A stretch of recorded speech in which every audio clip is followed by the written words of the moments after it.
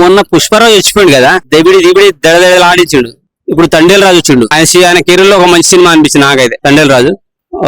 అప్పుడు వీళ్ళిద్దరు అదే సాయి పల్లవి నాగ చైతన్య కలిసి లవ్ స్టోరీ రీల్ అంటే స్క్రిప్టెడ్ బాగా సక్సెస్ కూడా సినిమా చాలా బాగా అనిపించింది. ఇప్పుడు రియల్ లవ్ స్టోరీ ఇచ్చింది. అంటే ఒక జాలరీలు చేపలు పట్టుకునే వాళ్ళు ఒక అమ్మాయి ప్రేమించేసుకొని వాళ్ళ నిజమైన ఆయన నిజంగా ప్రేమికుల రోజు ఎందుకు పెట్టిర్రా 14వ తారీఖు అనిపించింది. సో 7వ తారీఖు పెడితే బాగుండనే ఫీలింగ్ నాకైతే కలిగింది. సో అంత బాగా అనిపించింది. సాయి పల్లవి గానీ నాగ చైతన్య గానీ ఇంత ముందు వాళ్ళిద్దరు కలిసిన సినిమా లవ్ స్టోరీ కన్నా చాలా బాగా మెచ్యూర్డ్ గా యాక్ట్ చేశారనే ఫీలింగ్ కలిగింది నాకు. ప్రతి ఒక్కటి బాగా ఉంది. బుజ్జితల్లి సాంగ్ కోసం అయితే జనాలు అంతా ఎదురు చూపులు. అలాగే మన శివునికి సంబంధించిన అర్ధనాశీర్వాదం వచ్చి అసలు పూనకాలు అంటారు కదా, ఆ టైప్ లో మనం ఏదో అరిచేస్తాం.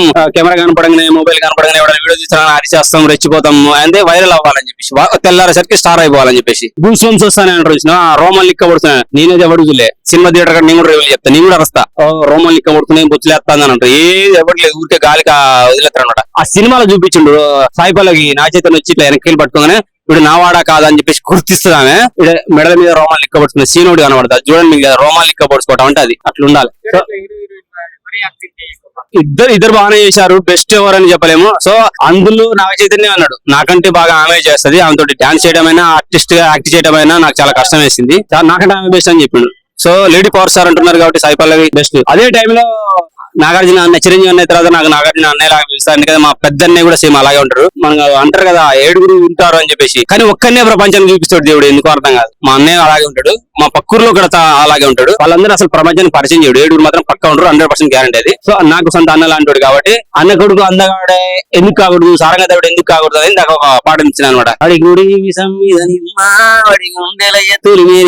వాడు రమ్మంటరాడే బావా వాడి పేరే నాగ చైతన్య అట్లా. సో సినిమా అయితే చాలా బాగుంది. సక్సెస్ మీట్ కూడా చేశారు తండేల్ సినిమా. ఖచ్చితంగా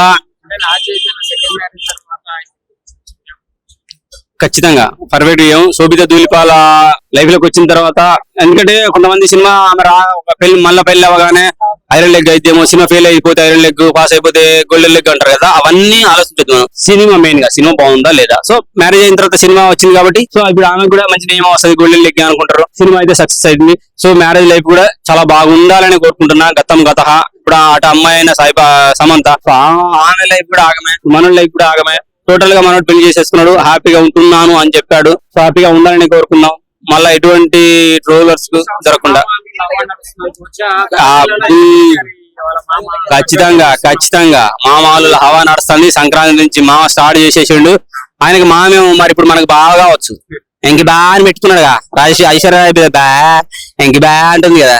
సో మనం బావా అని పిలిచాం, ఆయన మామ అని పిలుచుకుంటాడు. సో ఎందుకంటే నాగార్జున అన్నయ్య అనుకుంటున్నాం కాబట్టి ఎంకి బావని మనం ఎంకి బావని పిలుచుకున్నాం. మామ అల్లుళ్ళు హవా స్టార్ట్ అయింది, నడుస్తుంది. సో ఈ సంవత్సరం ఎండింగ్ వరకు మళ్ళీ వీళ్ళిద్దరు ఇంకో సినిమా వస్తే బాగుంటుంది. మామ అల్లు అంటే సపరేట్ అయినా ఇద్దరు కాంబినేషన్ అయినా మళ్ళీ ఇంకో సినిమా వస్తే బాగుంటుంది నేను అనుకుంటున్నాను. పక్క తన్ని లవర్స్ డే అని ఏవో సినిమాలు వస్తున్నాయి, వాటి బదులు లవర్స్ డే 7వ తారీఖు నాడు వచ్చింది అనుకోండి, ప్రేమికుల రోజు 7వ తారీఖు నాడు వచ్చింది అనుకోండి, ఫిబ్రవరి 7వ తారీఖు నాడు వచ్చింది అనుకోండి, లవర్స్ డే రోజు పోయి చూసే బదులు వేరే సినిమా లేదని చూస్తారు 14వ తారీఖు నాడు ఇదే సినిమా చూడాలని నేను కోరుకుంటున్నాను.